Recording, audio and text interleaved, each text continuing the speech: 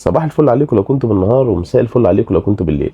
النهارده هنتكلم عن اشهر مشروبات القهوه الاسبريسو الساده اللي ممكن تقابلنا في اي كافيه، علشان نعرف نختار ايه وايه اللي ممكن يناسبنا وايه اللي ممكن ما يناسبناش.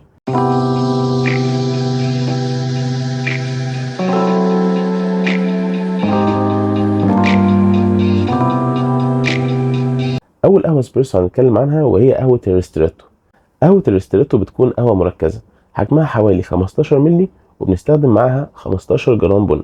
يعني نقدر نقول النسبه بتاعتها 1:1، وبيكون طعمها مركز، وكمان السويتنس فيها بيكون عالي، يعني بتكون طعمها حلو، الحلاوه فيها واضحه. تاني نوع قهوه معانا وهو قهوه الاسبريسو السنجل شوت، ودي عباره عن حوالي 30 مللي قهوه، وبنستخدم معاها من 7 ل 10 جرام بن، ودي بتكون قهوه الاسبريسو التيبيكال الاساسيه العاديه. تالت نوع قهوه معانا وهو الاسبريسو الدبل شوت، ودي في مدرستين في عمايلها. اول مدرسه ان انا بعمل قهوه الحجم بتاعها حوالي من 30 ل 40 مللي، وبستخدم معاه من 14 ل 18 جرام بن، ممكن يزيدوا لحد 20 جرام بن، بس في الغالب بيكون من 14 ل 18 جرام. ودي المدرسه اللي انا بفضلها لان تركيز القهوه فيها بيكون قوي، لان انا مش مجرد ان انا بزود الكميه، لا انا بزود تركيز القهوه في نفس الكميه. المدرسه التانيه بقى في عمايل الاسبريسو الدبل شوت، بيكون ان انا بعمل مشروب الحجم بتاعه 60 مللي قهوه، وبستخدم معاها برضو من حوالي 14 ل 18 جرام بن.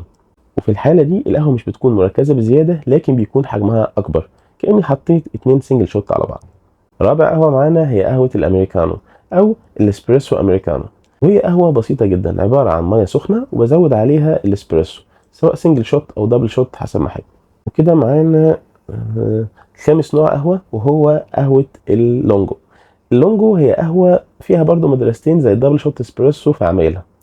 اول مدرسه ان انا بحط اسبريسو وعليه ميه سخنه، يعني عكس الامريكانو، وانا ما برجحش المدرسه دي قوي. المدرسه التانية بتبقى عباره عن ان انا بحط كميه بن في المكنه بتاعه الاسبريسو بتاعي، وبنزل كميه قهوه ضعف الكميه المعتاده لنفس كميه البن. يعني لخبطتكم شويه، اضرب لكم مثال. يعني سي مثلا انا عندي 14 جرام بن احطهم في مكنه الاسبريسو بتاعتي عشان ينزلوا لي 40 ملي قهوه. انا بقى في حاله اللونجو مش هنزل 40 ملي قهوه، لا هنزل 80 ملي قهوه، بحيث ان انا كميه البن هي لكن كميه الميه اللي نازله على البن ده اكبر.